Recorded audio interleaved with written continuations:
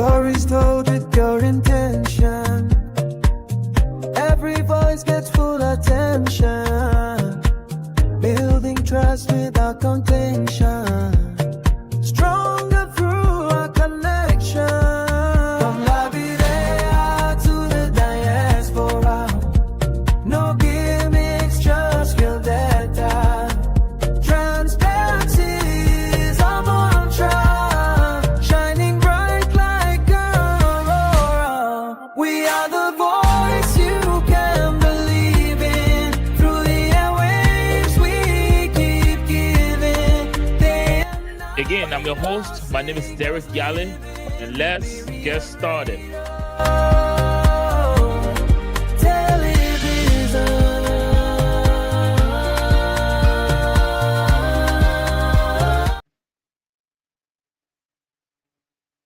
Good evening, ladies and gentlemen. Welcome to the Liberia Radio and Television Network, and welcome to the Hard Zone, episode 2 of season 8.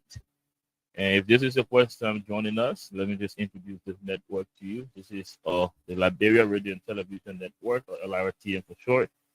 We operate out of Northeast Philadelphia, where we bring you this live podcast. And also, we have our office open in Liberia for business. And you can reach us at LRTN.net or on social media on Facebook. We are LRTN Live, YouTube, Liberia Radio and Television Network. On Instagram, it's LRTN231. Tonight, LRTN is proud to present another episode of The Hard Zone, and I will be playing host tonight. My name is Derek Yale. And The Hard Zone is a show where we feature a team of panelists from different political perspectives, different political persuasions. So tonight we'll have, or usually on The Hard Zone, we'll have a wide range of discussion. But for the night, we will restrict ourselves to just 3 trending issues, starting with the United States of America. If you can recall, a few months back, the President of the United States of America, President Donald Trump, made a post on his Instagram saying, quoting directly, "Christianity is facing an existential threat in Nigeria. The United States cannot stand by while atrocities are happening here in numerous other countries. We stand ready, willing, and able to serve our great Christian population around the world." And today we got news that the president and his administration is now restricting visa to Nigerian over alleged links to anti-Christian violence. So when we introduce our panelists shortly, we'll give you a take on that. So the president of the United States of America on Nigeria against anti-Christian violence. Moving on to Liberia, today we see that the president of Liberia, President Joseph Yeman Boakai, traveling to Nigeria again. Nigeria is on our agenda plenty, a whole lot tonight. President Boakai traveled to Owerri in Nigeria, where he's there for the speaking engagement at the State's Economics Summit scheduled for tomorrow.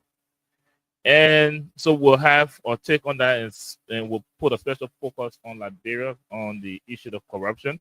We've seen the president of Liberia has been very, very busy, and with appointments and other things. We see the Liberia Anti-Commission, the LACC is doing a lot of investigation, have completed some of those investigations. We've seen very familiar names on their investigation list, and we also saw reports of the Finna Bundle from the previous administration, warrant being issued a warrant for her arrest. And we'll also look at the asset recovery or what they're doing. Also, in general, we'll look at corruption in Liberia and how the president of Liberia has been handling that. So, again, join us. We will have our panelists give you the take on that. And a special focus this week is from one of our panelists. You will see him very shortly. He made a post that I found very interesting, and we will be building on that. He themed that post respecting our elders, or call to the younger generation of Liberia. So it's respect, an issue between the younger and older generation in Liberia. So we'll be touching on that as well after we have introduced our panelists for this episode. So ladies and gentlemen, wherever you're joining us from, welcome back to the Hard Zone.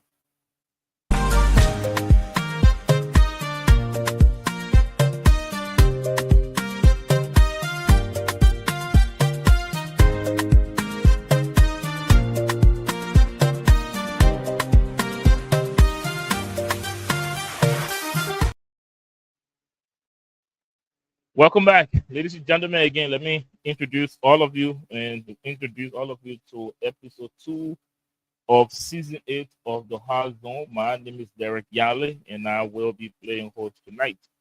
In our introductory segment of this show, we introduce a topic that we will be touching on, speaking for and starting with the United States again and anti-Christian violence plan in Nigeria. We talk about the president of Liberia, his work, and how he's handling corruption, and also to touch briefly on one of our panelists' post making a statement raising the issue of respect between the older and younger generation in Liberia. At this time, if you're watching us on Facebook, YouTube, or wherever you're watching us, we urge you to please stay with us and also make sure you're following us on all of our social media platforms. On Facebook, make sure you're with us because we have a lot of engaging conversation tonight. And if I can beg your indulgence, please, make sure you're following this network first and foremost. And also make sure that you share this podcast on your individual social media pages. Again, my name is Derek Yalo. Let me take this time now to welcome the panelists we have for this episode.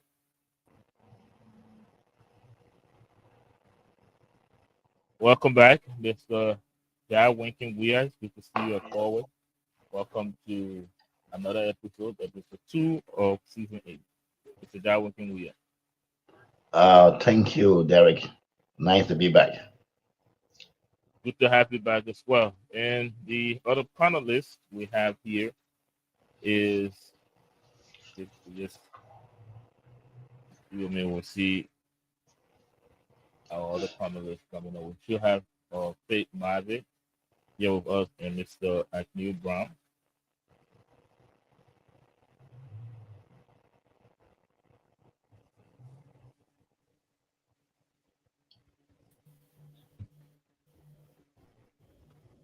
Faith Marvin, this is your pilot episode. This is your introductory episode on the Hard Zone.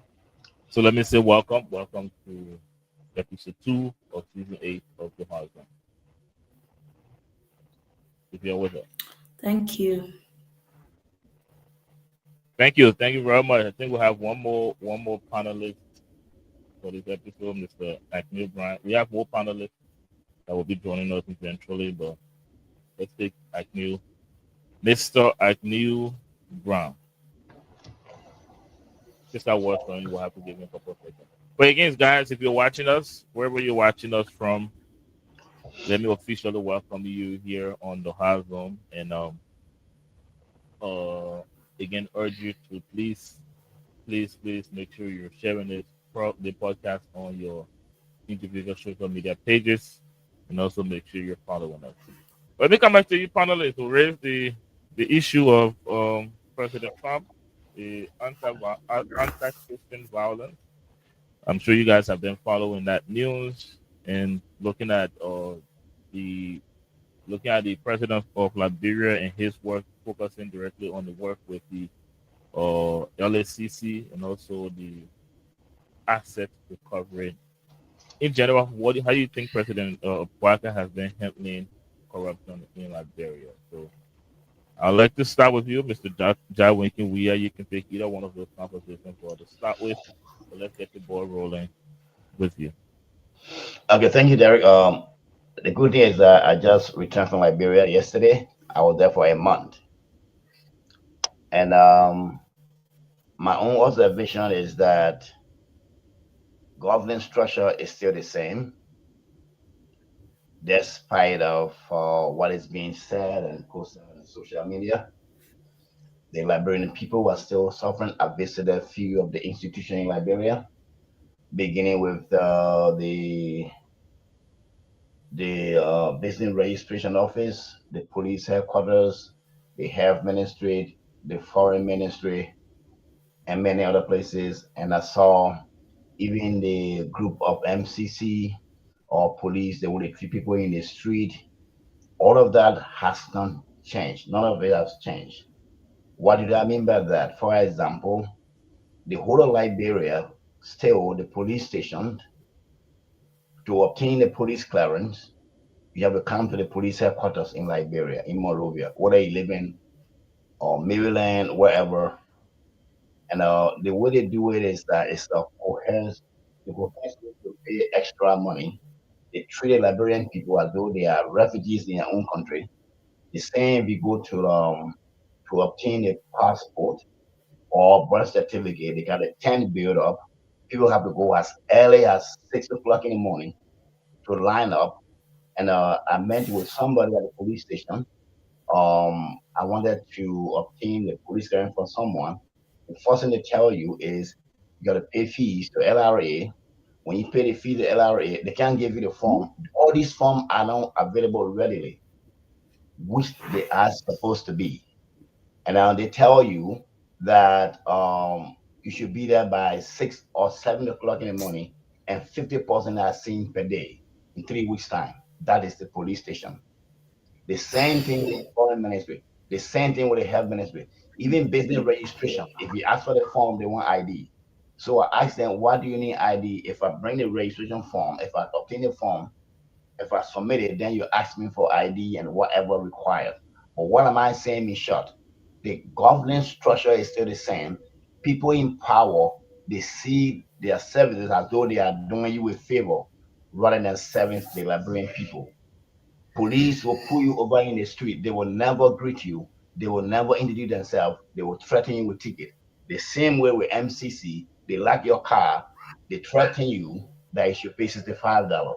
The Liberian people are refugees in their own country. I know people focusing on so many things, but when it comes to services to the Liberian people, those in power still feel that they are saving God. They are not serving Liberian people. Those were my observation in Liberia. Thank you very much for sharing our observation with us. Just to stay with you though, there was a lot of issue, a lot of protests in the previous administration about corruption and Liberians. We're hoping that this new administration would make people be accountable for those that were involved with this corruption. How do you think? What did you observe on how the president of Liberia has been handling that? We've seen a couple of LACC investigations. We've seen some other giving or arrest warrant a warrant for their arrest. So, what do you think? What was your observation on that? Yes, my observation is that I support the aspect of going to the investigating those who are involved in the corruption and using the same government power to do things. So I support that aspect of that, but it will not make a difference if those in power currently are behaving the same way. The only reason why people in Liberia do that is that they use their positions as leverage to suppress the Liberian people to do things in a way nobody will ask them question. Thank you. Thank you very much. Let's hear from you now. Before I give my next round of questions, let's hear from you, Miss Mavitt. I should say. And what do you think? How the president of Liberia has been handling corruption from your own observation? For me, since 2021, I left Liberia, and our our citizens are there crying that they are not having that facility, because you can say you are fighting corruption, then people are still there using that corruption to build up their self. When you're president, your first priority is your citizen. You can make a citizen or somebody to feel like they are abandoned in their own country.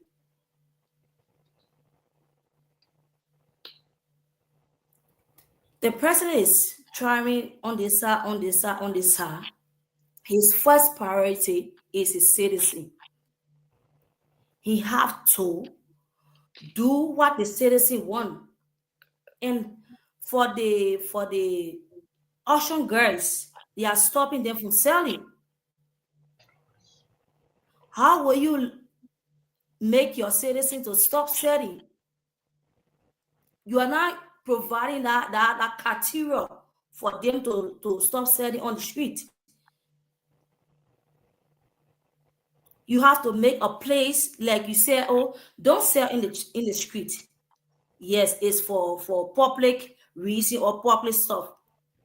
You want to make your country well organized. Before doing that, you have to certify the citizen. In the correction, we have a lot of department. We have the federal project. We don't know what they're staying now. We have the national oil company. We don't know what they're staying now. They are bestowing the money. That money is supposed to be for the citizen. Water, they're supposed to provide water for the citizen. Current, they're supposed to provide current for the citizen. Health care. And you go to GFK, there is no bed for sick people. That is our priority, the president's priority. Thank you. Thank you very much. The money for Go ahead. I'm sorry. Go ahead. I'm sorry. Were you done? You can use the money for different things. The citizen supposed to be your first priority. So that's it. Thank you. Thank you very much. Thank you. You raised some very important point, and I will circle back to you because I have a question. It seems to be your questioning the president of Liberia priorities, things that he's putting, or other things that he's doing over that of the Liberian people, or things that would be that would be beneficial to them. Now let's hear from Mr. Brown. First of all, welcome to your familiar face here. Welcome to the Hard Zone, and give us your take on the president of Liberia. How do you think he's handling corruption? And we will get to other things as the show progresses. Go ahead. So, thank you for having me, Hard Zone. Thank you for Mr. Dariale.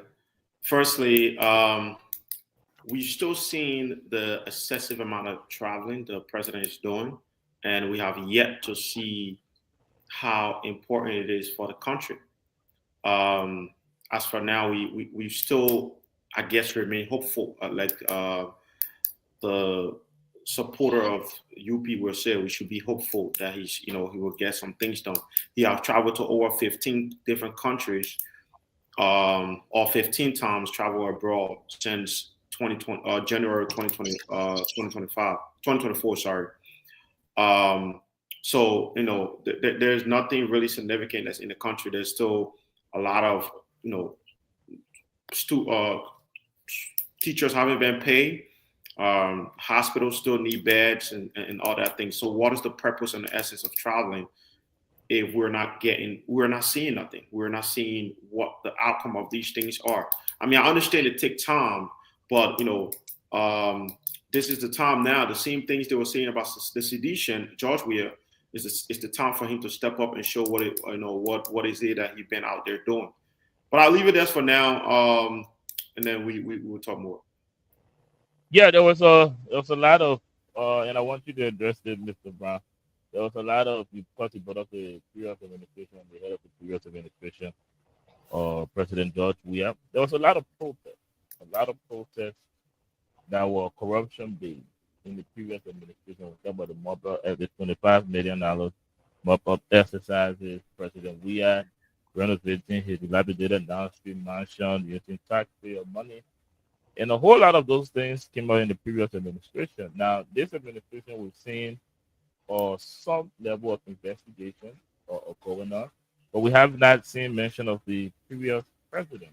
And it was like glaring in Liberian people's eyes that he was indeed corrupt. He was using taxpayer money for the purpose that did not benefit the Liberian people. How do you think the President Bouaka is handling that? We haven't seen any mention of the former president. We've seen Fenabondo, but we haven't seen any mention of him being investigated. Why is that happening? And how do you think? What do you think? Do you think at any point in time in his administration you will make a attempt to investigate the former president? So, I mean, that's a great question, but everybody is saying right now the president Joseph Boakai is doing very good. He's doing good, but what is the good? What is the good for our Liberian people? We're seeing investigation during George Weah administration. This is the same investigation that was going on. And we up to now we have not seen Joseph Boakai incarcerate anybody for corruption. For they said George Weah government was corrupt. It was one of the most corrupt government that they have seen. But up to now, we still haven't seen anybody being properly incarcerated for corruption. So I don't get it, man. I think all of those things was just a political rhetoric that was going on. People was it's just about getting into power, into position, and then now he's in the position. He's filling the Liberian people. Yeah. Yeah. Let's. I will come back to you, Mr. Brown. And let me come back to you, Mr. Jai Winkin. Because Mr. Brown said something I want you to piggyback on because you spent a month in Liberia recently. And he's saying everyone is saying that the president of Liberia is doing good, but we can't see what he's actually doing. Where do you stand with that statement? Do you think the president of Liberia is doing good? So the definition of what good is, can we see the result of the president's work? Yes, we've seen him travel here and there, but give me first-hand experience. What you observe in Liberia? Do you see any changes between this administration and the previous administration after 2000? I think this government is what they're good at doing is using the social media to do a lot of publicity to promote stuff that they are doing. I give them credit for that. He demolished construction for construction of roads. I see that, yes, the freeway is clear. That is a good sign. But you can talk about good governance. You can talk about something important for the Liberian people. If the Liberian people themselves, if those who are in position are treating their own people as refugees in their country, which I stated earlier in my opening statement. Well, the provision of services in Liberia from all government institutions, those who are in position of power see themselves as though they are doing you a favor. They don't see their job as a responsibility or obligation of the Liberian people. I cited several examples. If you were to go for a police clearance, they treat you as somebody insignificant. They don't even pay attention. You got to bribe somebody. These are all corruption. They'll cause unnecessary delay. So people are suffering. Well, it's not only one area. Go to any department. Go obtain services. Moreover, everything is centralized. I expected Boakai to bring changes. Passport, they are camps. Those of you that was during the war, where we used to get online to get food ration, why will a citizen be required to report to foreign ministry 6 a.m. to be online 24 hours just to fill application? Why would somebody be treated the same way to obtain passport or birth certificate in that way? Why would somebody be required to be treated as they are inhumane at the police headquarters for police clearance? I don't see this thing as development. For example, the same way with the phone system in Liberia, I pay more for phone in 1 month time than what I pay here in 3 months in Liberia. Both Orange and so why will he be required? Why will he be forced to get two numbers? Number one, if you even buy the minute, if you don't use it, it is gone. The government is not doing anything about that. If you get Orange and you don't get data, you are forced. It means that imagine in America if we were required to get same card for all the millions of companies in this country, or if I were to call Derry, I say out Derry, which one is your carrier? This government need to fix this. The citizens are only required, they're supposed to only get one cell phone or one number. They should be able to call any before extra taxes. So it used to be like that in this country somehow, but then the lawmakers fix it. So our lawmakers need to do something about that. So there are so many things people should not stop or glorify what Boakai is when citizens are suffering in getting services in their own country. And that has not changed. This does not begin with Boakai. It has been going on from Salif, from time immemorial, those in position of power in Liberia, they don't care about the citizen. They got to force you to bribe them. They are not even making things available. They're making it difficult. Application, they are not aligned. For everywhere you go to obtain application, you got to bribe somebody. These are, but I don't see anything improving in that direction from the 1 month I spent in Liberia. Thank you very much. Derek, can I ask you? Can I just make a point? Right, you just asked a question. What did he see when he went to Liberia with this government and the previous government? But I really think the question should be, I think people making it as a competition to this government and the previous government. I think it should be something as, what you haven't seen when you got there? You know, what was there? Because if somebody talk about development, they say the country is developing, or Bouakai is doing something great. The question should be, what haven't you seen that is being done there? So thank you. Thank you. You know, let me stay with you with that line of thinking you got. If I were to put a question to you loosely though, as far as making the comparison, which I think is necessary to do so, there are some that are saying that compared to the previous administration, at least the country is stable. We have competent people in power, and some can even make supporters of the government can make the argument that they think virtually President Bouakai is doing much more than the previous president. How does that align with the point you're making, Mr. Brown?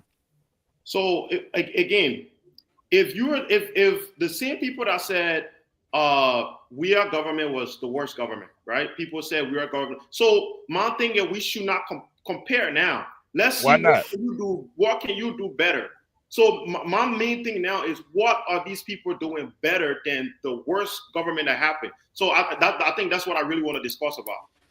Thank you. We'll come back to you so you can tell us more on that. But let's recognize the presence of Mr. Dankai Dennis and Mr. Martin Bola, beginning with Mr. Bola left.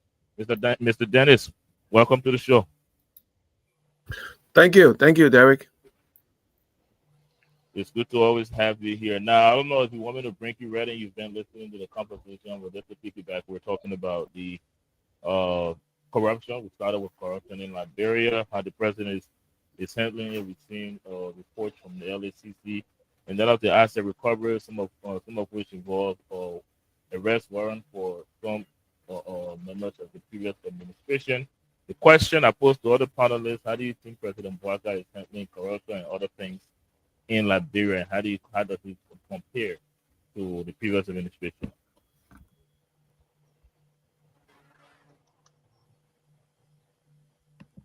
Can you hear me, Mr. Dennis? Breaking there, but let's just continue. I'll just comment on. Let me listen more. Thank you. Okay, I'll come back to you. Now I'd like to come to you, Ms. Mavi. We have a comment here that in support of your point. I'll just read it from one Victor. The Quitty says, I think they agree with you. No job. What stopped them from selling in the streets? No job to allow them to hustle. They can be stopped from the main streets. Cited MCC police officers are using the means to intimidate our people. Our mothers, brothers, sisters, family members are harassed on a daily basis. This is sad. Now, you mentioned that point earlier, and I'll bring this back because you think President Bouakai is prioritizing more than what you think the Liberian people will be benefiting from. Can you build on that, or can you expand for it?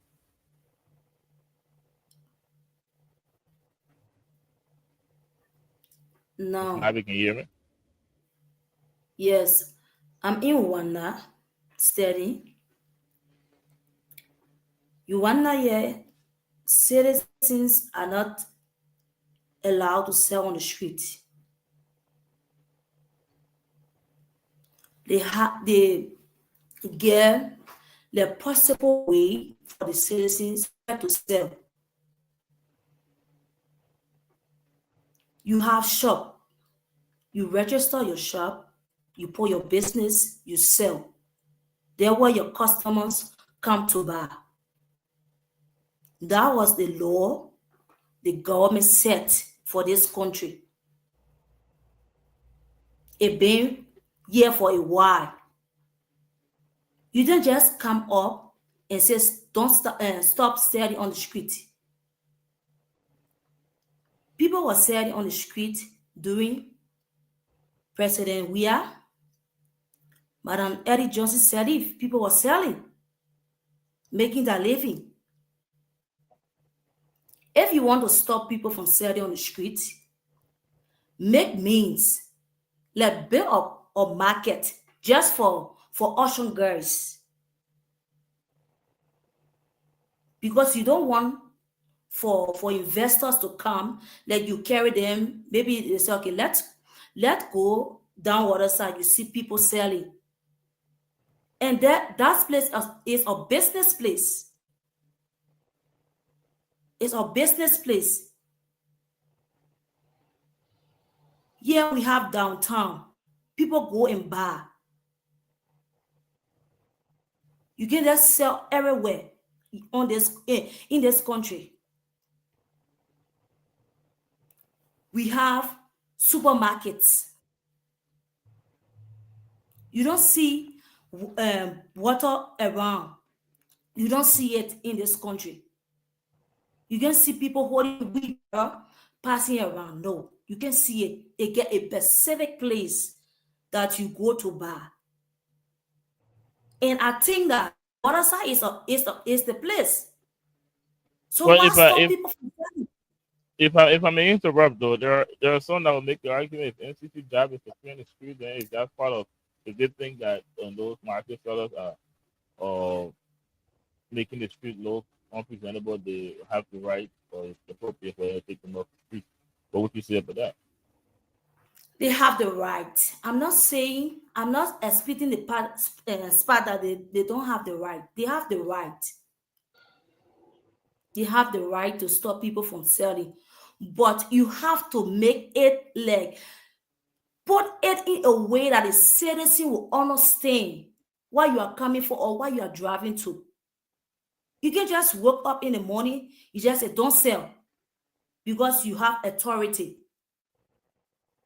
If you're doing that, you think about other people's family, because other people pay their children's school fee from that market. They feed the children, their family, hospital bills. And in Liberia, there is no free hospitals. There is no free hospital. Thank you. Thank you very much. Thank you very much, Ms. Mavi. Let's recognize the presence of Mr. Martin Boda. Mr. Boda, welcome to the show.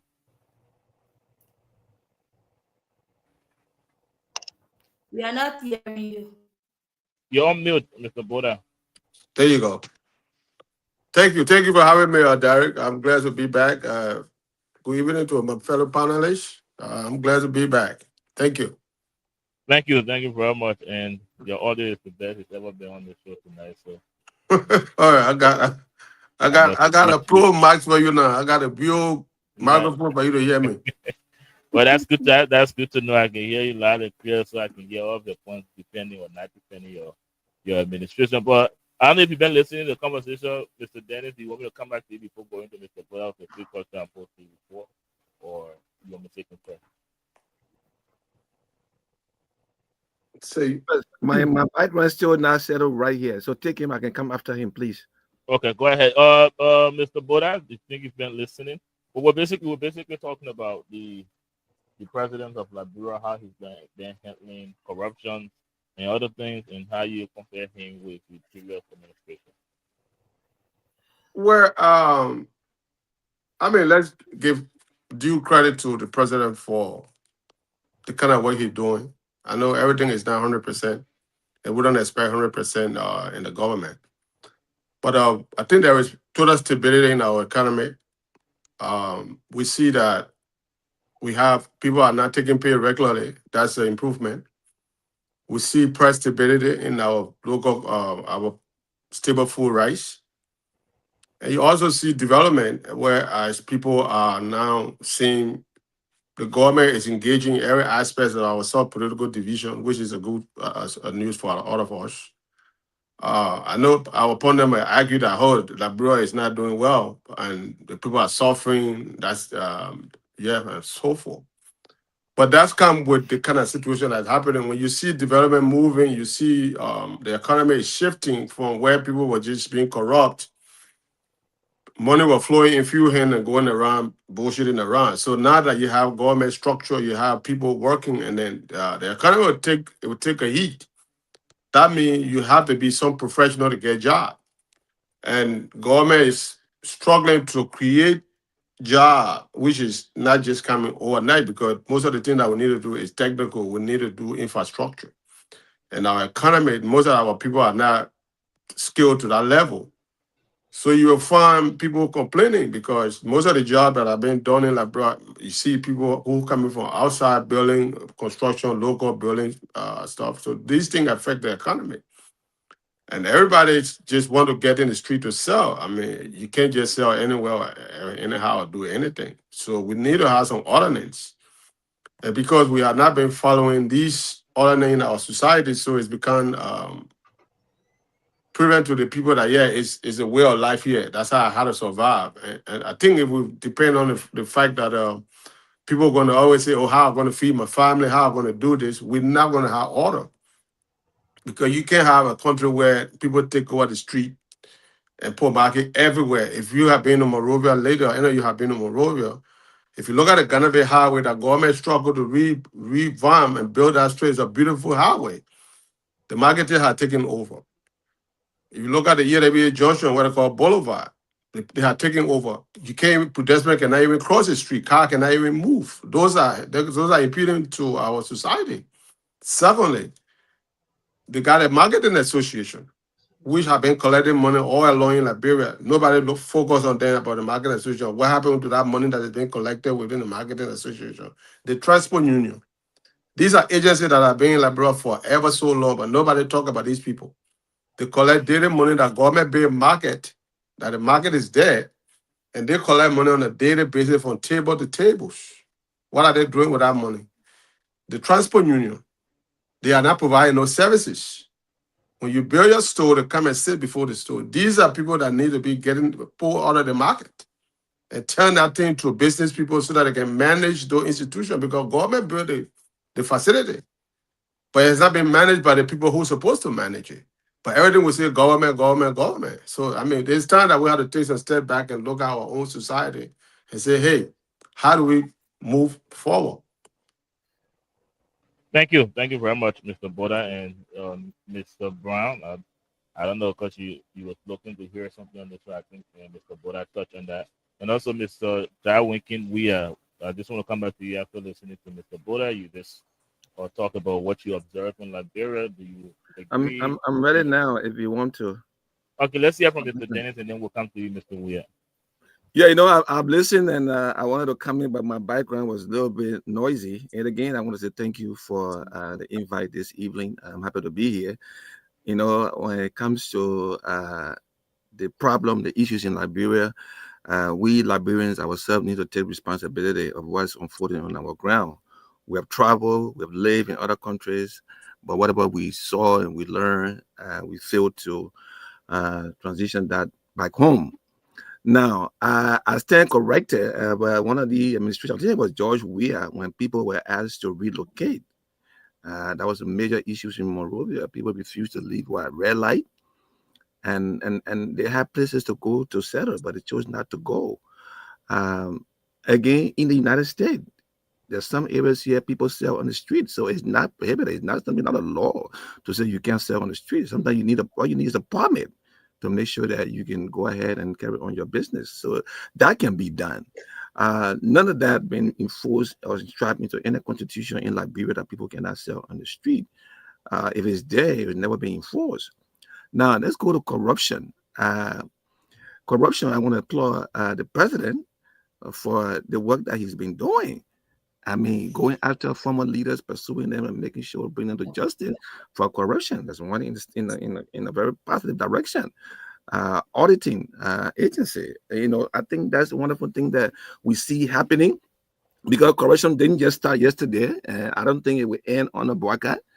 And the government is continuation. So I think that's something that we all need to put our heads together and see how best we can move the country in the right direction. And with the president, the sitting president is making an effort in the right direction. I think we should applaud him. I think he's doing a wonderful job approaching that, fighting corruption. So I'm going to pause for now and listen more. Thank you. Yeah, let's hear from. I got a question for you, but let's hear from Mr. Darwin. Can we have first question then? So I hear. Go ahead. Okay, my point is this: in Liberia today, public services feel like coercive extraction of people talking about corruption. I'll focus on this because I was in Liberia for 1 month. You can talk about corruption when these very people in power are extracting money from the people of Liberia for services they are required to provide. And that is service corruption. If Bouaka seriously want to fight corruption, it should begin with this institution. Mr. We I'm sorry, but can you be specific of some of the services? Yeah, I'm coming. I satisfied that before. That includes. We don't want to make blanket statement though. Yeah. I'm making blanket statement. Let's pretend. Let me come in.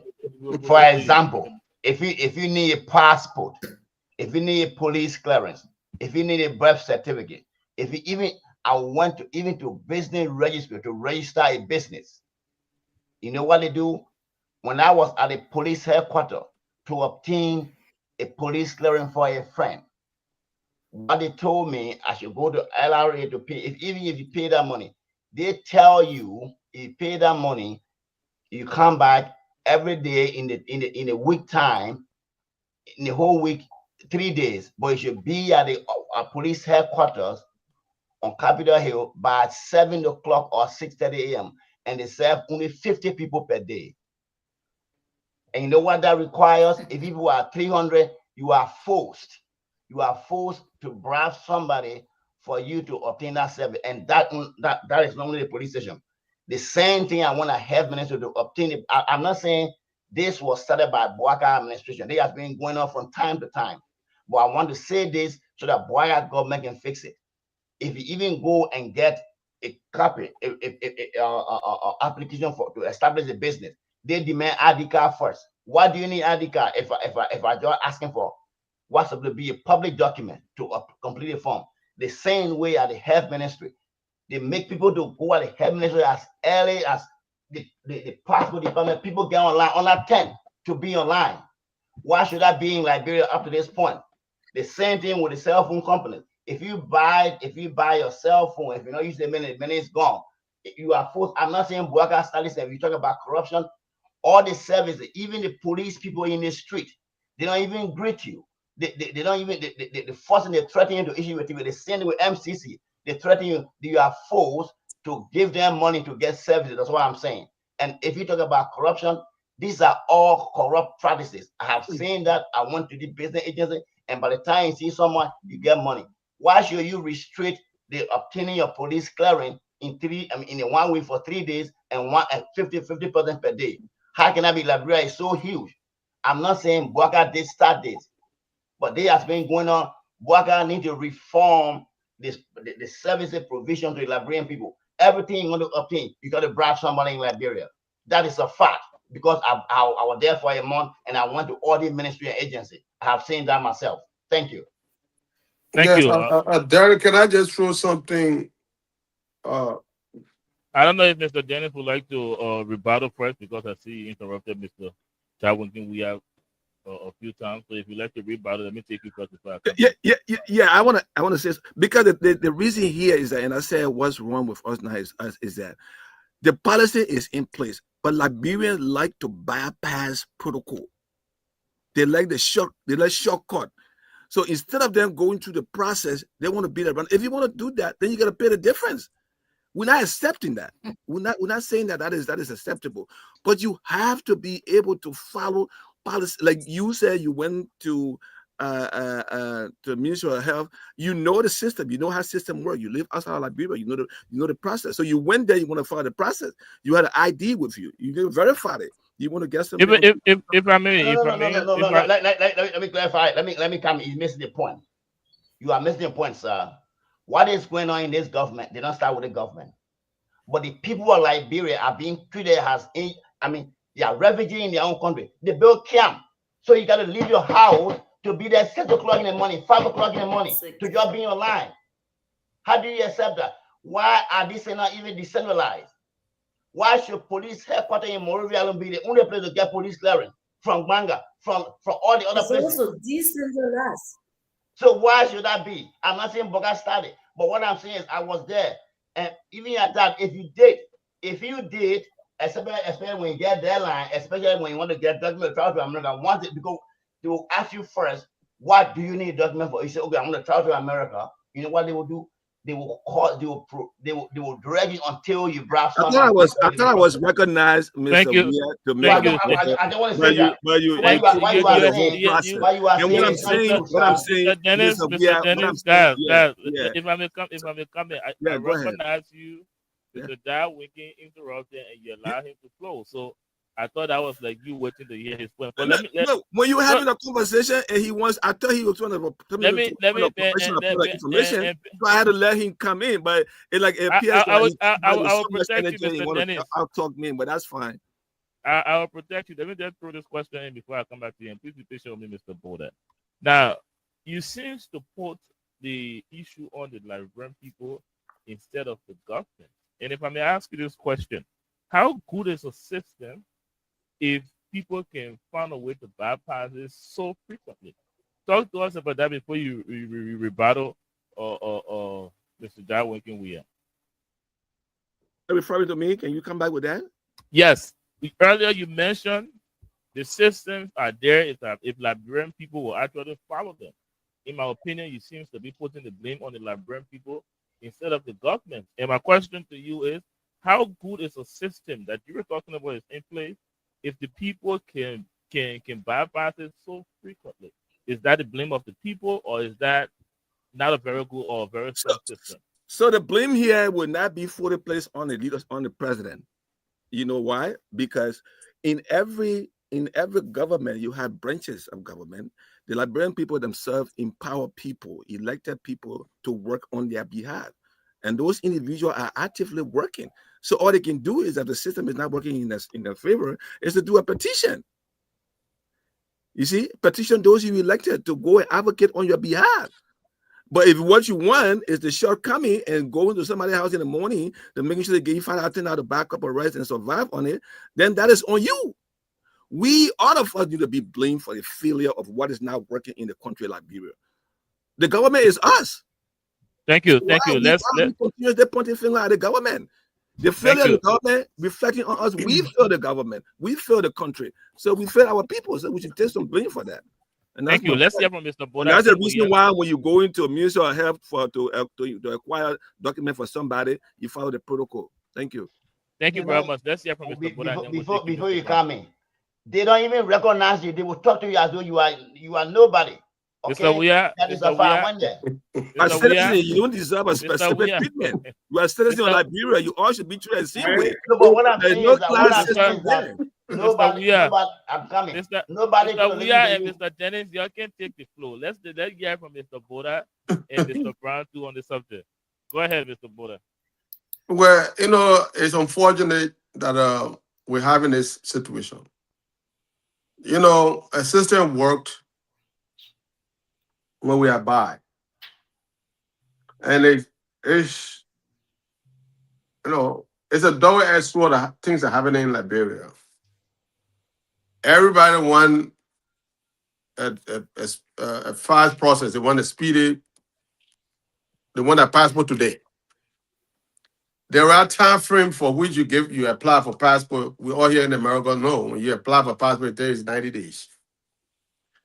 And people, for us in Liberia, it's the reverse. They don't have any timeline. You get a timeline, oh, it's a problem, So it's unfortunate. We all, and because of you as a Liberian, you trying to intrude into the system, and because of the lack of people, everybody surviving through the means of whatever you call it, and things came here in our process. So it's bad, but we as Liberians, we have to be accountable ourselves. I see what I say is this. I say this to say when we get to the airport, Liberian leave here and go to the airport. Let me give you a typical example. I have seen it several times. When we get to the airport, we're supposed to go through immigration. You and I from America, because I know my friend, the man can grab my hand, you'll never say no. I mean, go through the process. You enjoy that immunity and go through. The same go to the passport division. Mr. Jamakin is saying, you leave for here, go to the States, I got my body, I call. I mean, I come into the ministry. You bypass, you don't feel, it's not a problem for you when you get that services. But when things goes the other way around with you, then when you turn to realize that, oh yeah, the system is like this, is like that, you know, and I've seen it. So we, especially we who come from the diaspora, many are the ones who are the lawbreaker in Liberia. Because we think we got one or two things in our pocket. Thank you. We did respect almost every norms of that society. So I think we have to do better when we go as a dad, people who have exposure, who have learned more, come to America, we go through system, have an ID, for that, and we give it all asking questions. You know, Thank you. so, Thank you. It's Let's hear. a Mr. point. Weah, Please, I'll just come a to point. Mr. Just Weah. one point. Mr. Boda, I want to make it clear that I did that. I never requested for any service, but I wanted to see how they serve people. I never presented myself as though I'm from America. I wanted to go as ordinary citizen, and I visited all the places and I saw how they treat our people. What you are saying, you are covering up what has been going on for a long time by our government officials. Let us, to speak out. Our people deserve better. They need better services. Thank you. Thank you, Mr. Brown. Let's hear from you. Then we'll hear from Yeah. Thank you, Mr. Derek. It's great to hear my older brother Martin saying, you know, the kind of work Joseph Boakai doing. You know, no, point of correction. Point of correction. This is an age-old problem in Liberia. If you talk about, yeah, he's doing well. He's doing well. No, that's what I'm saying. I'm trying to get to your point. Okay, go ahead. I'm trying to get to your point. You said we should look at the kind of work he is doing. For almost 20 plus years of experience, this is the kind of work the Liberian people should accept. That's what you're saying. This is the kind of work. Shall I say something? Go ahead. The point is yours. These are the kind of work that the Liberian people should accept. Okay, you spoke about anti-corruption and you said something in regards to George Weah Town. The records are there. George Weah, the same thing Joseph Boakai is doing right now that you guys spoke against. It's the same thing. Joseph Boakai haven't put anybody in jail yet for corruption, right? George Weah investigated people as well, and it went how it went. Right now, we Mr. Dennis too. He's saying we should blame the Liberian people. How it went. We should blame the Liberian people. We should blame the Liberian people for cutting the land. We shouldn't hold these government officials accountable. No. These are the people that to a point. I am not saying no to a point. Mr. Dennis, I will give you. Derek, Mr. Dennis, I will give you. Okay, go ahead. I will give you the opportunity to care about whatever it needs. The system. The government is the system. I'm not the system. If I'm bringing you money to bribe you, you're supposed to arrest me. You're supposed to deny that. But now we are saying today it is okay. Today it's okay. But doing George Weah administration, it wasn't okay. Doing George Weah administration, it wasn't okay. But today it's okay. Today we should blame the Liberian people that want to get a passport quickly. We should blame the Liberian people that are coming from America and have $20 US to bribe the immigration officer. We should blame them. We should not blame the system. That's what we're saying. The Liberian people that are giving the money or have the money are not the system. They are not. I'm not a system. You are. The government is the system. So now the same George Weah government will say, "Oh, it's George Weah is not correct. The people are around him." But today we say, "Y'all don't blame Joseph Boakai. Blame the y'all don't blame Joseph Boakai. Blame the people that are inside the position. Don't blame him. Blame the people there. The people that are y'all elected, that y'all appointed. These are appointed positions, right? The drugs enforcement area, that appointed position. DEA, a point of position, all these Thank you. it's a point Thank of you. Thank you. Thank land you. on this. We have to blame these people. We cannot blame the common people that have $20, have $10, have $5 to give to them. So you guys are the same people that say doing job, we are government, this was going to that. But today we're moving the goalposts. Thank you. Thank you very much, So- Mr. Brown. I will give you the opportunity, Mr. Dennis. let's just recognize the presence of Bishop Hagar. Welcome to the show, Bishop Hagar. How you doing, Well, Bishop? thank you very much. I appreciate, I'm here tonight to contribute positively. Thank you very much, Bishop Hagar. We'll come back to you. Let's just hear from Miss Margaret, and let's see. I'll see you with somebody to come in. So try and give us a take on what you've been listening to. Yeah, I wanted to say something to No, but not you don't want her to correct him. I call him to a One- point, one- but one- you didn't allow me to make the You're point. not Derek, recognized, Mr. Derek, Bola. Thank you. Dennis, Derek, Mr. Dennis I and call Mr. Bola, Mr. Brown to a point, and you didn't you're allow not- me to state the I point. will allow you to. I can rebuttal that point. No. I will allow everyone to rebuttal and clarify. But Miss Marvia has been sitting for a minute now, and she's been secretly to chime in. So let's hear from her, and then I promise to come back to you, Mr. Dennis. Our brother, we are said the system is not good. Those that at the airport, Ministry of Health, Foreign Affairs, if they see your passport, if they see that passport where you are coming from or where you are going, you have to pay. 2021 December, when I was coming for study, little me, I pay money because my luggage, I have money in my luggage. They said it should go. I said, okay, take it out. The guy said, oh, because you don't want to carry, or you don't want to pay the fees. That's why you're telling us to take the body out. I have to give him $20 US. Little me. So now you are leaving from Liberia. You are going to Ghana, say you have to pay. The system is the government. If the government set that system, you can be who? You have to go along with that system. The country are in now, you wonder.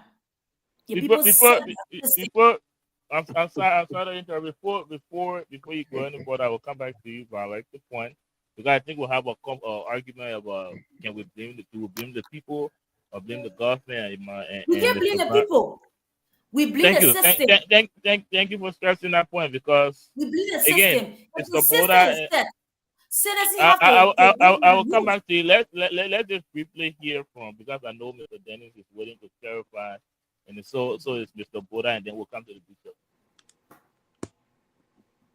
Mr. Dennis, you're recognized. Yeah. I know you kept me for so long, but I'm back now. I got my thoughts back, and I just wanted to address Mr. Brown here. Mr. Brown, the system includes you, me, and others, and not just the government. Who makes the government? We make the government.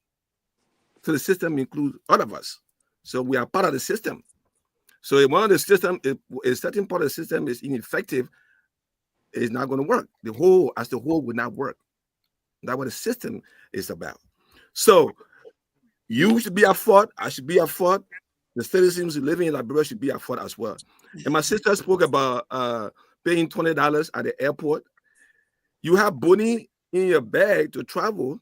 You're really serious about defending the government. Which is not allowed out of the country. In America here, if you're traveling, you have to carry setting the cologne. If you're carrying with a cologne, doesn't matter how expensive it is, they will tell you can't carry it.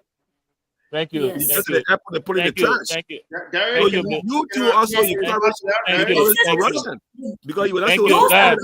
Guys, don't carry it, they'll take it out, but they told me to pay. thank you. No. I think Thank Take you. it They out. told you, Marvin, to take it out to trash it, and you chose to carry it, so you paid $200. No, That was at no, your will and pleasure. it's not the case. Thank They you. say, Look, are Thank you you. aware that when you can Miss give Miss our Marvin, country? you're not recognized. Derek, Let's hear from Mr. Boda, and then we'll take Bishop Hager. but Mr. Derek, look, Boda, you just address me, Derek. Can I at least? look, you will get a time to respond to him. Thank you very look, much. Let's hear from Mr. Boda. Then look. when Derek come back, I will get a point of inquiry too when he come back. We I got. have this today. I understand. That's the point I'm making here. I understand that there are some breakdown within the system. We're not disputing that there is not a breakdown within the system. There is a breakdown. I have to. So what I'm seeing here minutes. is that there is no excuse for breaking the law. Ignorance of the law is no excuse. It's not an excuse. So you who gave $20 are also a criminal. Thank you. Yes. Okay? So I have traveled through the airports many times. Nobody forced money off of me. Nobody.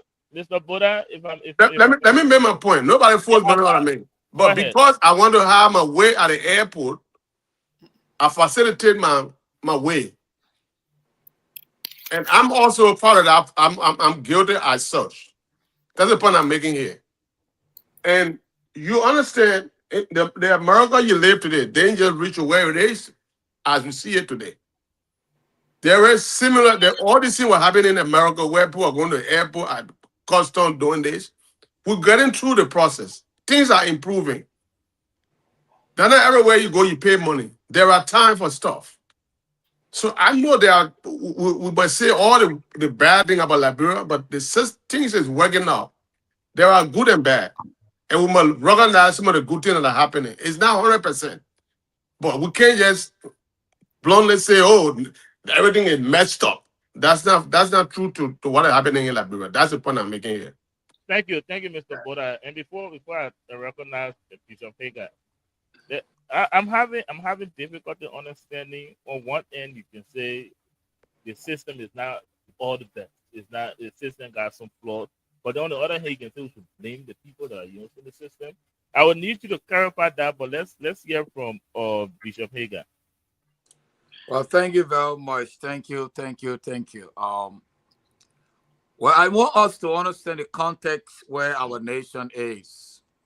And if you're a student of nation building, you will understand that no nation achieves the level of progress automatically.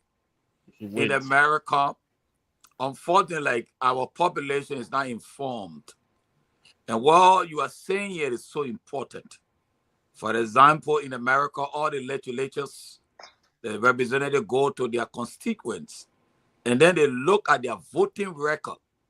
They ask them about some policy. What are they doing to improve the lives of the people? In Liberia, our constituents don't even know what their legislatures are doing. Whatever they do, they're not being held accountable. I want to make reference, and Derek, if you've been very honest, you were at the Liberia Diaspora Conference when the president spoke, and the Liberians in the diaspora brought about the challenges that we have doing business in Liberia, at the airport, all the different challenges we have. I would say publicly the airport is a mess. But you know what? We Liberians will let shortcut. We like to beat the system. So these guys at the airport, because they know we are not willing to follow the process. We're not willing to go through. Listen, until we challenge the process, it will not change. Now, good news. The airport starting the next 2 months will be equipped with camera at every level. And those that will be monitoring the camera, they're not even at the airport, in different offices. There's no way you'll be able to bribe them. There's no way you'll be able to influence them. And all those that work in the airport know that if they don't follow the law, they will have live feed and they will be fired from their job. That is a good step in the right direction. Why it never happens soon?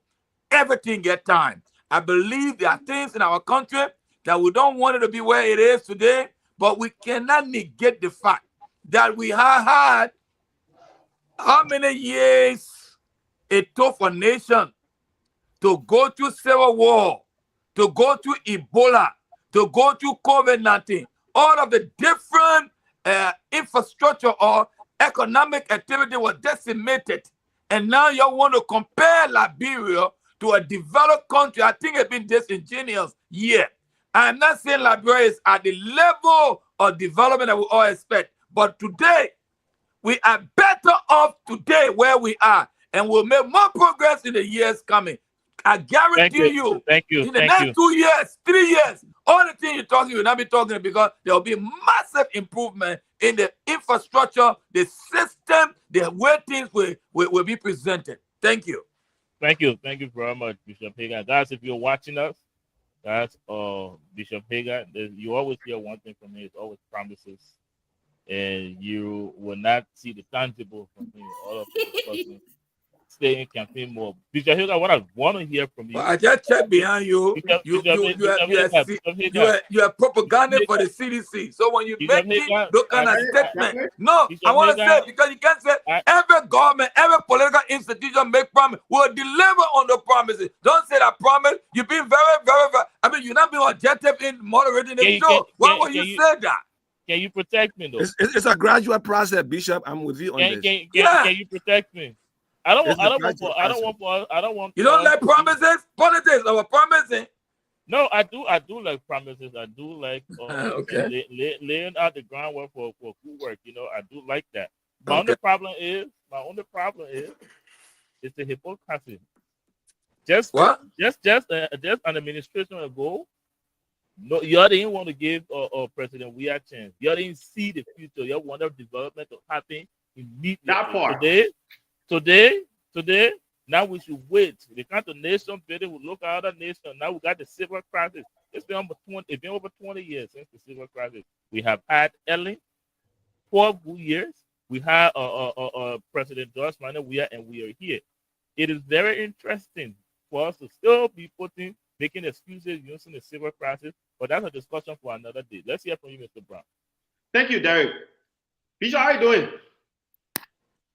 Well, go right ahead, my young man. So, I mean, I hear you always speak passionate, very passionate. But I'll start with Mr. Martin. We are the system, is what you guys said. You and Mr. Dennis. Mr. Dennis said things are working. Mr. Martin said we are the system. We did not take oath.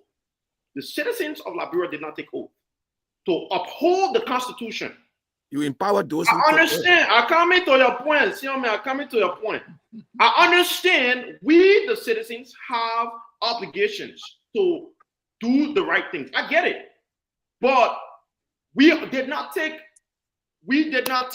oath to uphold the Constitution. So the people that are upholding the Constitution, they are the one even bypassing things. We can see today we're complaining, we have to go back to Liberia and invest. We have seen today, minister can go to people's office, or not office, people building and close down the shop. They can close down people's shop. These are the things that the police officer should not allow. But they are allowing these things to happen. Now, the bishop spoke with passion. He said, why should we rush right now with things? Not speaking specifically what you just said, but for example, you spoke about Ebola. Your government never went through Ebola. Your government never went through the amount of crazy things that George Weah government had to go through. Yet there's still nobody today. The thing that I are saying, we should leave. We should understand. We went through Ebola. Understand. Today, it's the same thing that you guys want us to understand.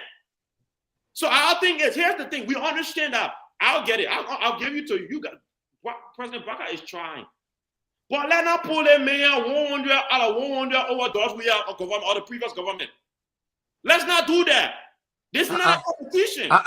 Because if it was a competition, there is nothing Joseph Baka doing right now that just we did not try or attempt.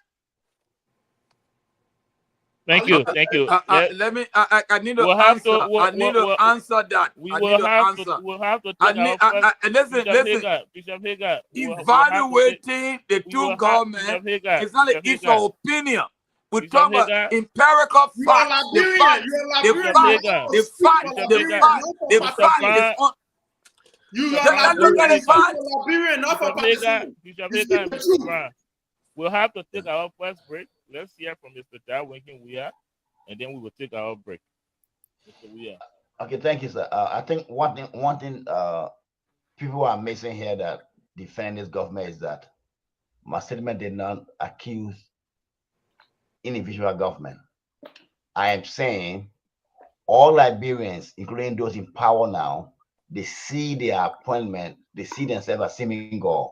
So whenever they're doing something for you, the services for which they were hired for, they think they're doing you a favor. That's what I said from the beginning. And people seem not to get it. I'm not attacking specifically Boakai alone. This is the pattern on the part of all Liberians. For those of us that are here on the platform today, probably if they appoint you tomorrow, you see yourself as a seeming God. You don't see those your fellow Liberians as your equal. And this is a pattern. It's going on. It is worse. Even those in the street, police people, even the MCC people, and there's a label they have in Liberia, Pape, Oma. They will never ask what is your name, Pape, Oma, this and that. So they don't even care. And this is the thing we need to talk about. You should not look at development here and there, but the minds need to be developed. We need to understand those in position, they should see themselves that the power for which they were elected or appointed is the main reason is to serve the people, but not the other way around. And this is a pattern of all those, almost everybody in position of power, and that's what's going on. People should not argue blindly, looking at the way the people behave in our society. All of us, we are all to be blamed, not the ordinary Liberian people, those who are in power. Thank you. Thank you very Can I much. say something towards Thank you that? very much, Bishop Hagar. No, before, can I say something? Left for 45 seconds, Bishop Hagar. Okay, you are right. But you know what happened? I will tell you what happened. So many demand on the people. Take, for example, a representative.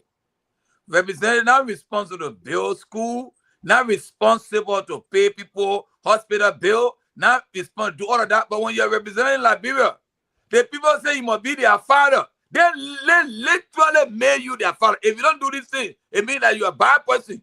If you are there trying to formulate policy and you go build school, you go build bridge, you go do this, they may not go representative.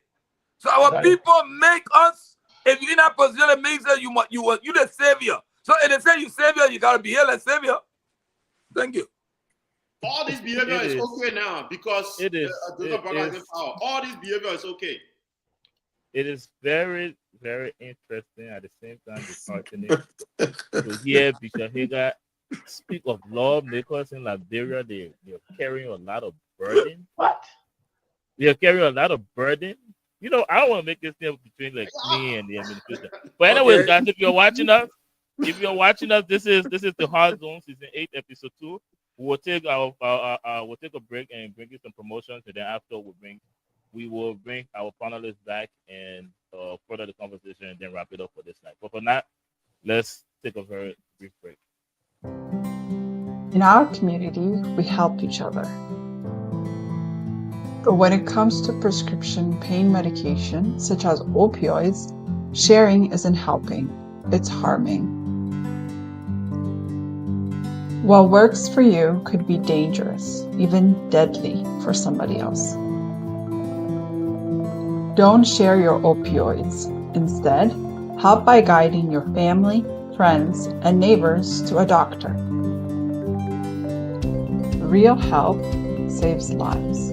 This message is brought to you by the Multicultural Community Family Services in partnership with LRTN.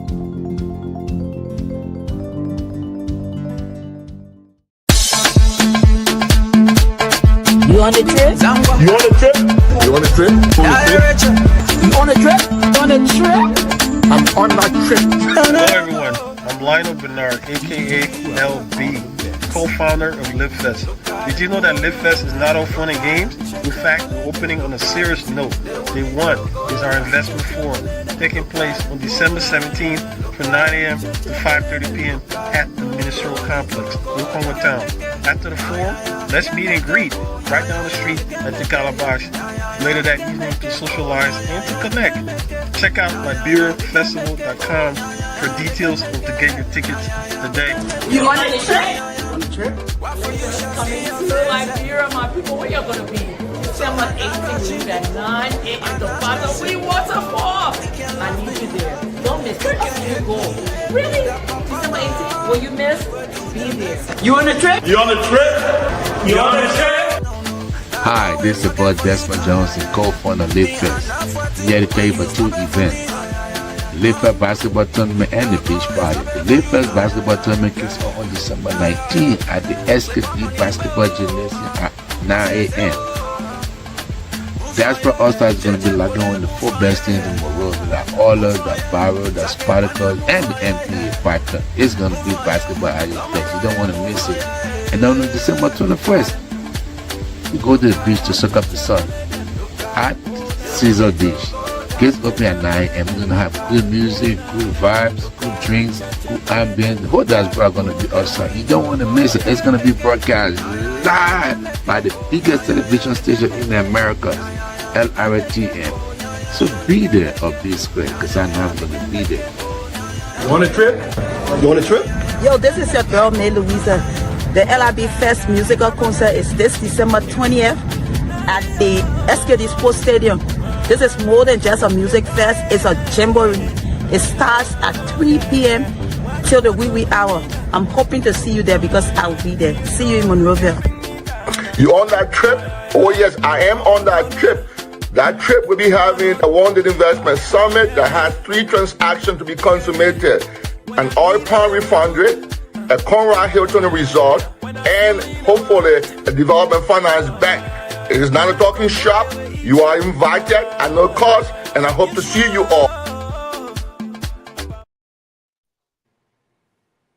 Welcome back, ladies and gentlemen. You're here on the Hard Zone, watching episode 2 of season 8 of the Hard Zone. My name is Derek Yali, and I'm playing host here tonight. I'm with my panelists here, Mr. Acme Brown, Mr. Martin Boda, Mr. Dennis, Mr. Jarwin Kinwea, Mr. Pega, and Miss Marvin.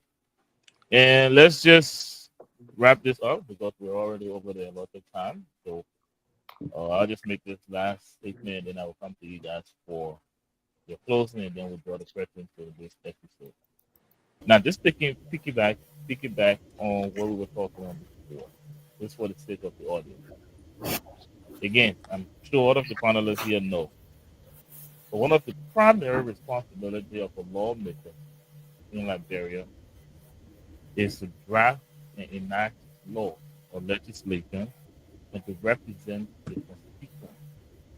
So if you're a lawmaker and your constituents are coming to your office asking you to pay their hospital bill, maybe you haven't drafted a law to have medical facilities in your district or county or whatever it may be.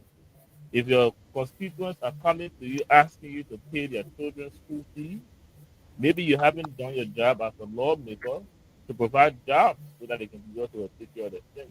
And the same is true for whatever it is going to be asking you for. So Bishop Hagan, to hear you making excuses for lawmakers in Liberia is disturbing. And I will say this before I come to you guys for your closing. We thought we had the worst administration on paper before us, the administration of President George Manawiya. But it seems like he got a competition now with this administration, because all I hear from supporters of this administration is making from one excuse to the other excuse. We heard Mr. Boda and Mr. Dennis. They're just saying, don't blame the system, blame the people. As to if when you take those same people and bring them into other airports, they will take shortcuts. Those people will not take shortcuts because they have a stronger system there. So no, don't blame the people, blame the system. But again, apparently it's an administration of excuses. Rescue mission now changed to, I think, excuse mission. But again, that's what we have for the Liberian people. So guys, it's been a very, very, very, very interactive show here. The discussion we held before is still stands of where around. So our panelists will give us a closing on what we talked about earlier, and then we will be back here every Wednesday at 6 p.m. I'd like to start with you, Mr. Bolden. Give us a Yeah. closing, just give the conclusion of what we were talking about. Yeah. I want to be clear here. I don't want you to mislead or misinform the people of what the government is doing and not doing. We're not sitting here. I'm not sitting here that personally the government is 100%. No, government is not 100%. But we can draw a clear distinction between the two government that the two regime, the Jovial regime and the Bouakai regime. We can make a clear distinction. We see responsibility. We see people being mature. We see maturity in government. We see project moving. If you are not being a Liberia, if you travel through the land and breadth of Liberia now, things that people have never experiencing it right now. You got electricity moving across the country. The government has initiated building high schools. The roads, they are working on the roads. There are many mineral projects going on, many projects going on in Liberia that it can be attested to. And international community is respecting this government because of the role they play in the community in the South region. So we can't sit here and compare Georgia and foolishness they carry on for 6 years to that of the government today. I'm not seeing the Bouakai government 100%, but the leadership of the government is showing some level of responsibility, accountability, holding people responsible. There are 3 branches of government. You have the Justice Department, you have the legislature, the executive. There are people who are now funding, they're going through investigating people for corrupt act in the past, and they're bringing them forth. And they are on the docket for prosecution. You don't expect the president to go to court, to take people to court and hold their hand and take them to court. Okay? There are people who are responsible to function in their capacity. So it's not because the RACC found people guilty, there's work being done. So we can't just rule out, oh, the government ain't doing anything, oh, the government is corrupt. No, that's not the fact yet. Let's make sure that we say the truth. The government has its own fault, but yet indeed, for the last 2 years, it's way better than we have 6 years. So Thank you. be clear. Thank you very much, Mr. Boda. Now let's hear from you, Mr. Jawin Kinwuya. Give us your conclusion on this show. I'm sorry. Okay, thank you, Derek. I think for all Liberians listening to me, understand what I'm talking about. This is not a question of comparison between government. It is about the responsibility of our leaders who are responsible to serve the Liberian people. Article 1 is clear. The purpose of anybody in power is to serve the Liberian people. What we are saying here is why other guys are not listening to or want to hear is that I just gave you an example clearly about the provision of services in Liberia. For example, between the 2 cell phone companies, the people are the one being exploited. The same way, those who are responsible to get passport, to get police clearance, to get health certificate, even in schools, even hospitals involved. If you want to see somebody, money is required. And that is not what it's supposed to be. Why should I be responsible to report to Foreign Affairs 5 a.m. in the morning to be online?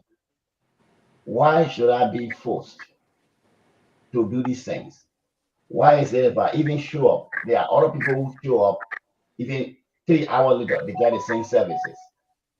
So that kind of behavior is bad. I am not saying it was started by Bouakai regime, but it was expected based on the experience of Bouakai. Many of these things were going to change, but they have not changed. Forget about rural work, this and that, but public services is still the same. Liberian people are bearing the brunt of, they are suffering. They are not being served properly. Those responsible think they are doing favor rather than see their responsibility as obligation to Liberian people. This is clear. There is no argument. I've challenged anybody on that platform to say what I'm saying is not true. Those who are listening can bear with me that those in power think they are somehow doing favor to the Liberian people. Thank you. Thank you very much, Mr. Jawin Kinwuya. Ms. Marvin, let's hear from you. Give us your closing remarks.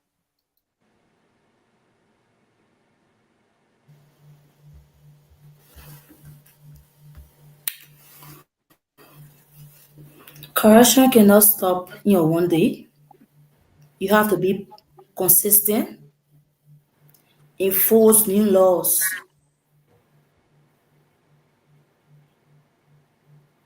to not be impartial. If government official does something, you regulate that same law to him or her. Thank you.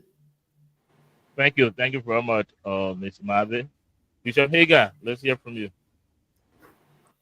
Well, Lila, you have a solidarity with your CDC friend, but I'm going to speak. For the record, I am not affiliated with CDC in whatever form. I am not, so I will not allow that. I will not allow you to say that freely here. Go ahead. What Mr. Brown will not be the last to speak. But let Mr. Don be the last to speak, if that's a condition. Oh, yes.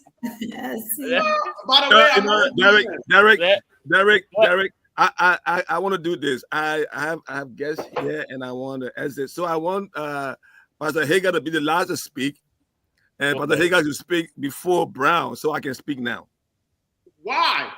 Wait, why, Derek? Why did they take control of the show? I wasn't like thinking. I was just going in line. Right? No, Derek. No, I don't think you were going on line though, because I saw you screening your eyes on. You were looking at the screen, trying to see where.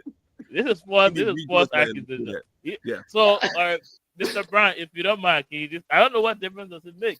I can still go. I can go now, and then I can go now. Maybe Mr. Brown will pick something from what I'm going to say, then he can add on to it, and then go ahead. You know what? Go ahead. Let's balance it out. Go ahead, Mr. Dennis. That's and you know, Derek, and my fellow panelists. I'm sorry I came late, but I really wanted to be on the get-go of this, be here at the beginning to hear Mr. Brown's opening statement regarding corruption and other things that are unfolding now in Liberia, as well as Mr. Weah as well. But fellow panelists, Liberians in the diaspora, Liberians back home listening to us, what is happening is unfolding in Liberia. We should be able to blame ourselves. We have part to play. We have major part to play. Corruption didn't start with Boakai. It's not going to end with Boakai. So we, the citizens, need to find a solution as to how best we can do this collectively. Meaning, don't wait till it's done in your favor or it is not in your favor, then you're trying to challenge the process. Okay? Challenge it when you see it. Deal with it. But now when they're calling you chief, you all okay. But when they're not calling you chief no more, then the system is flawed. That's not how it works, Mr. Brown and Derek. So, my recommendation is that we all should understand that government is continuity. If you look at what Boakai is doing now, some of the projects now that Boakai is completing and working on was initiated by past administration. But what he's doing is he's actually bringing it to fruition, making it, he's actualizing it. People are seeing it and not just talking about it and hearing about it. So we are seeing the tangibles. Mr. Weah, I think you will agree with me on that. When you went there, you saw what's unfolding in the country. You can leave from Monrovia now and go to Tapeta and go to Grand Jita and get there, earlier than before. The road pavement, look at that. And tell me, say I'm lying. You visit a few government facilities in Liberia. Look at the structure, the system being introduced there. Don't tell me I'm lying. You saw it. Tell the people that they are doing some work, but we have more to do. So again, Mr. Brown, the system is us. We are part of the system. And for all to succeed, we all need to work collectively. So Derek, and for the panel, I want to say thank you very much. Next time I will make sure I'll be here on time so that I can hear people as they speak or make their opening statement. Thank you. And it was wonderful being here. Thank you. Thank you very much, Mr. Dennis. Now, let's move on to you, Mr. Brown, because Bishop Hager hijacked the show and said we could go by his rule. Yeah, it's okay. It's okay. Mr. Brown. Go ahead. Thank you for having me again. Hey, Labrador people. Today that all the Labrador people saying it is okay. I have my senior man, Mr. Martin, saying the government building school. The government building school, but teachers in the university campus and these private high schools or public schools haven't been paid. But the government building school, we must accept that. We will accept that. And one thing you said, Mr. Dennis, that is very good. And that's why I was. Here's the thing. I'm not against this government. I think he's trying. And that's the word I want us to use. Trying. He's not even 50%, but he's trying. I will agree. There is nothing he is doing different than George Weah. Do you say? So now my question now is, what is the change? What is the change? The change that the things are changing. What is the change? Mr. Dennis, you said we should work connectively. We should work together. I agree. That's what the word is. But we can't say we the citizens should uphold this constitution. We not take oath for that. We did not take oath for that. We did not take oath for that. Right now, I'll end on this. Right now, we saying things are changing. What is changing? Should I go tell my grandma now, like I can speak English in Lofaka to say all the things are changing? When in Central Prison right now, there is 1,300 people or inmates in Central right now waiting to get their due process. And you know how many people are being in Central right now as we talk? 374 inmates supposed to be there. So I should tell that inmates and say, it's okay, things are changing. Things are changing. So guys, we are Liberian. I don't want this thing to be against partisan and partisan. When we see things, let's speak, say, oh, this sector is not doing this sector is not doing that. But we are saying things are changing. Things are not changing. The president is trying. I get it. The president has traveled 15 times more than what George Weah did. We're not speaking about that. But guys, things are not changing. The president is trying. Let's not use this as a president, a government and government thing and things like that. Let's see what we haven't seen in Liberia. What we haven't seen in Liberia is whatever Joseph Boakai doing right now. Is that things that we haven't seen in Liberia? The rainfall, we still got people water on Broad Street. Is that something we haven't seen in Liberia? Is that things that are changing? There have been no significant change. Is what we are talking about. Now we put one label on the street and you see that change. Significant change. So then the preacher say, oh, the lawmaker, they got too much on their hand. But doing George Weah time. So then the preacher saying the constituents don't know what they're doing. They don't know what the role of it. But today we can make excuse. Is that the excuse mission or rescue mission? Thank you. Nothing have changed. Thank you, Derek. Thank you very much, Mr. Brown. I must say that you're very, very generous in your grade of this administration. You said you already gave a closing. Derek, can you repeat that again? I want to quote that. What a key word you just used just now. You said Mr. Brown is what? Let's go. Let's hear from you, Mr. But I'll repeat what I said. I'm just asking the panel to please stay after your final remark. Don't leave, please. I want to make just a quick statement. But everybody made that statement. Afterwards, it's not got nothing to do with the show, okay? Sure, you need to probably go hijacking this show for that. Anyway, yeah, Mr. Brown, you're very generous in describing the administration. You said thank you for the generosity. We can all agree that the administration is trying. I think Mr. Boda earlier said that in the show. The words I've heard on the street is fiasco. This administration is complete fiasco. It was an utter failure before it even started. An administration that cannot even provide account for how the money. Are you giving your? I will come to you, Bishop Hager. I will come again. I'm making argument for what I've heard on the street. You're a facilitator, or you part of Bishop Hager. I am saying what I've heard on the street. This is not my opinion. This It's is not my relevant. recollection. It's not It's relevant. official. I have heard a Bishop lot of. Hagar, Bishop Hagar. Well, like I said, Mr. Brown, fiasco is the word. Again, an administration that cannot provide account for how the money that was put aside for the president inauguration to this day. We haven't heard anything about it. An administration to this day, the biggest achievement is a well in Bapolu County, and President Waga reburying his old friends. But let's hear from Mr. Hagar. From Maryland to Lofa, I heard people say it never happened before, that they are enjoying safety, they are enjoying electricity. Listen, Liberians, I've heard on the street of Banga, people praising this administration to be the best. Liberian, we are at a threshold. Very, very important. People say nothing have changed. Go and see, since the administration of Joseph Yumabwa started to attack the issue of drugs proliferation. You can go in Monrovia today. It'll be almost impossible to find a Zoko, or what we call the place that people used to meet to take their drugs.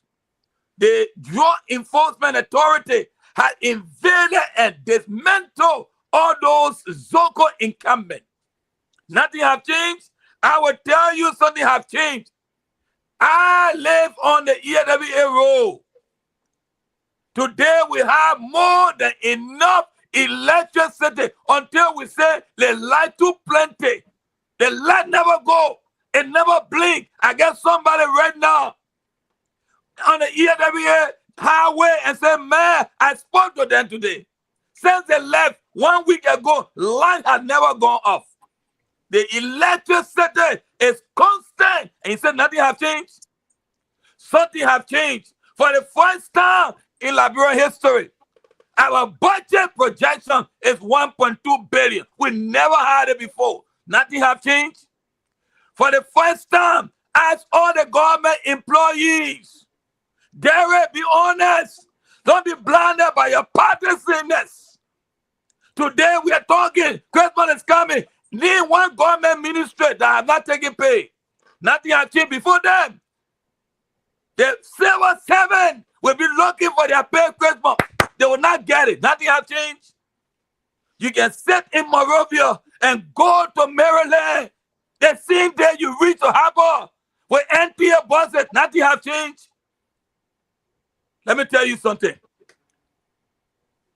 If you people, you're blind like in heaven, God did everything for the angels. Some people said John Lucifer because they couldn't see the glory of God.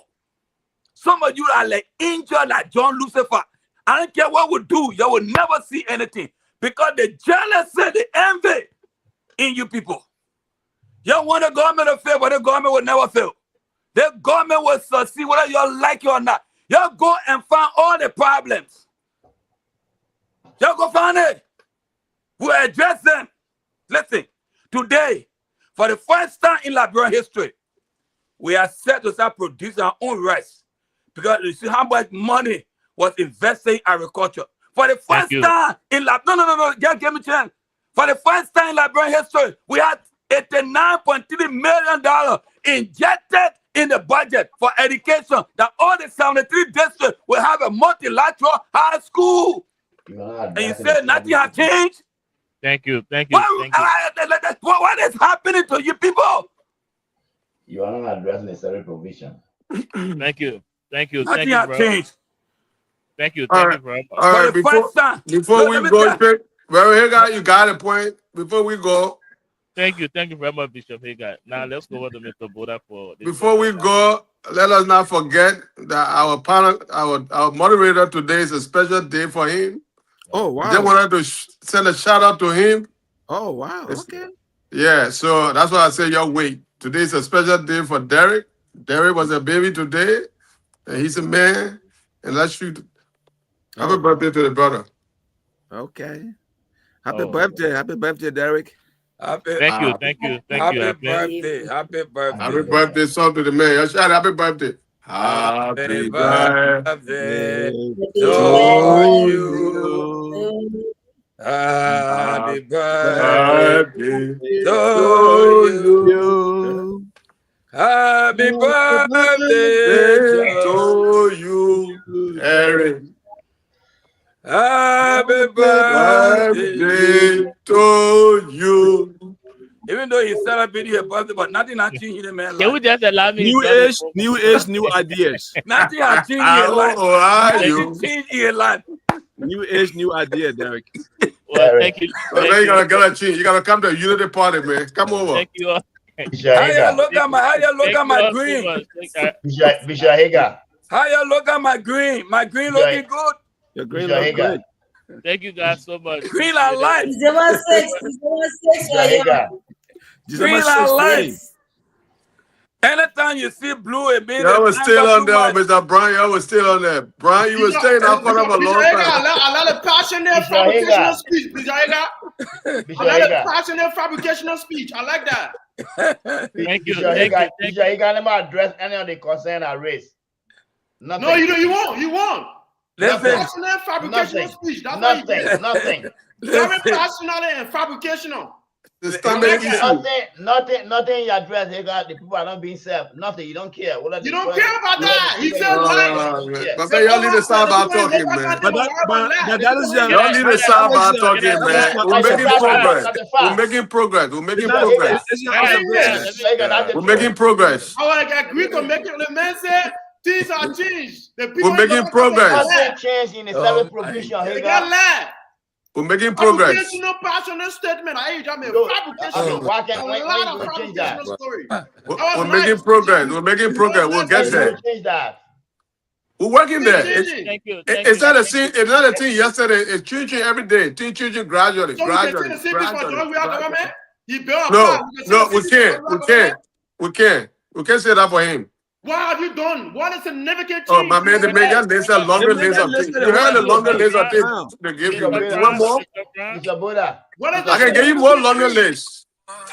You want more longer list of things? I can give it to you. Next time, I'll bring it to you. I think about common services to the Liberian people. We still have to run. That has been worked on. We're working on it. We understand. That's a fight, but we're working. It's been worked on. Oh, y'all working on it. All the things are working on it. All the things are working Your on Hager, you it. never address the service to the Liberian people. You don't say anything about that. Everything is working But on man, it. service is changing. Everything is in progress. Mr. Brown, let me close the show. You guys can stay in the back and we can have Great fabricational speech, Bishop. I like that. after the show discussion. But again, My man, I see you guys, man. I gotta go eat. Say I give away eat here, man. By the end of the show, let me wrap the curtain. Let me wrap the draw the curtain to this show. Again, before we Tired of their lies. 2029, we go vote them out again. No more problems. you are yeah.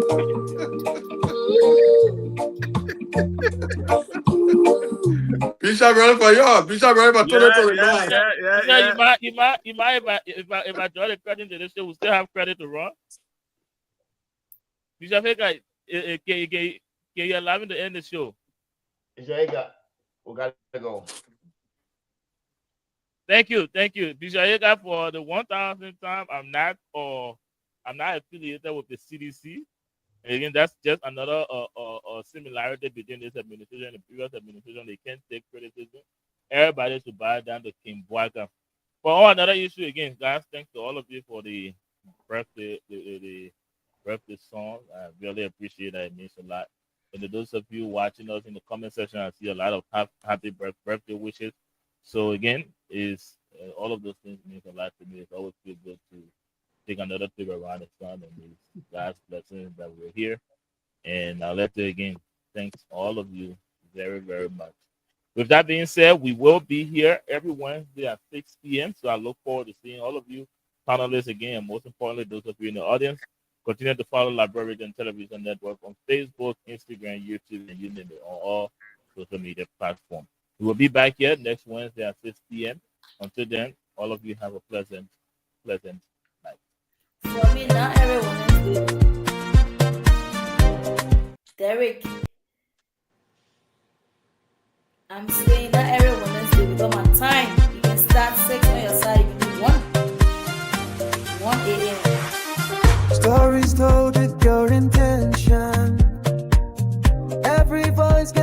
attention.